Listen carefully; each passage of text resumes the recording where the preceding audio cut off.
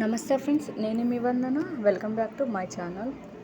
ఎంతో టేస్టీగా ఉండే ఈ hotel style egg dum biryani అయితే మనం ఇంట్లోనే ఈజీగా రెడీ చేసుకుందామండి. అది ఎలాగో మీరైతే ఈ వీడియోలో చూడండి. ఇందుకోసం అయితే నేను మొత్తం 6 ఎగ్స్ని తీసుకున్నా అండి.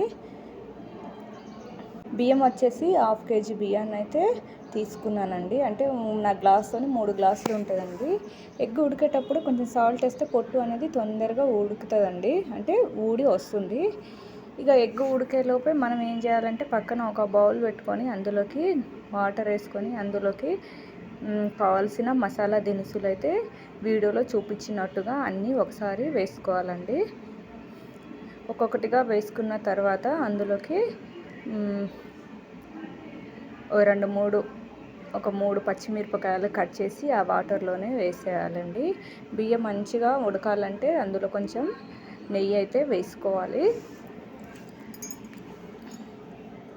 అలా వేసుకున్న తర్వాత వాటర్ కొంచెం వేడైన తర్వాత అందులోకి బియ్యాన్ని వేసేసి, ఈ బియ్యం వచ్చేసి 80% ఉడకాలండి. టోటల్గా ఉడకనవసరం లేదు, ఎందుకంటే మనం దమ్ బిర్యానీ చేస్తున్నాం కాబట్టి.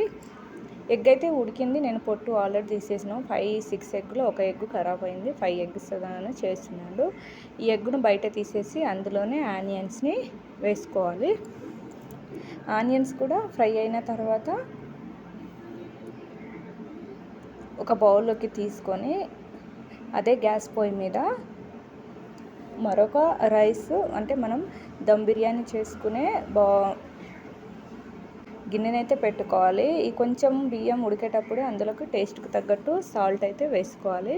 నేను ఒక ప్యాన్ని తీసుకొని అందులో 3 స్పూన్ల ఆయిల్ అయితే వేసుకున్నాను. ఆయిల్ వేసుకున్న తర్వాత అందులోకి యాలకులు, దాల్చిన చెక్క, అనాస ఫ్లవరు, లవంగాలు, మిరియాలు, జాపత్రి, సాజీరా, బిర్యానీ ఆకులు, ఇవన్నీ ఆల్రెడీ బియ్యం ఉడికేటప్పుడు కూడా వేసుకున్నాను. ఇప్పుడు కూడా సేమ్ అట్నే వేసుకున్నాను. ఇందుకైతే నేను పచ్చిమిర్చి, టమాటో, ఆనియన్స్ కట్ చేసుకున్నాను. ఈ ఆయిల్లోనే ఒక స్పూన్ నెయ్యిని అయితే వేసి యాడ్ చేసుకుంటున్నాను.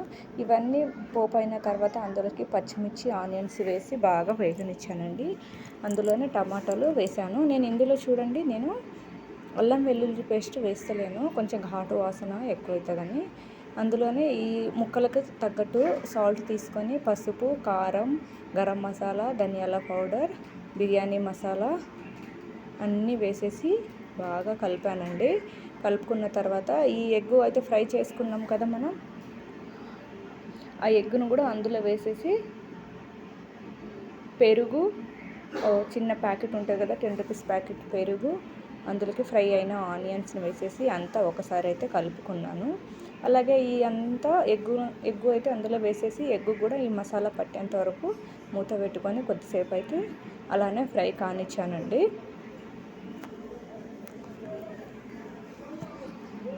తర్వాత చూడండి 80% బియ్యం అయితే ఉడికింది.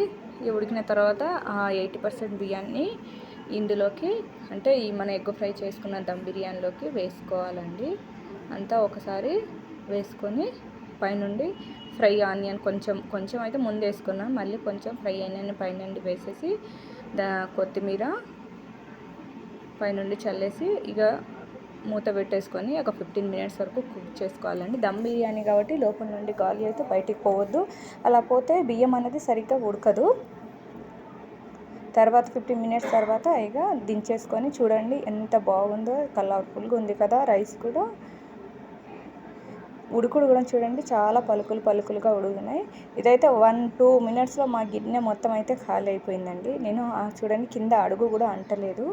సో ఎగ్ కూడా చూడండి ఎంత బాగుందో.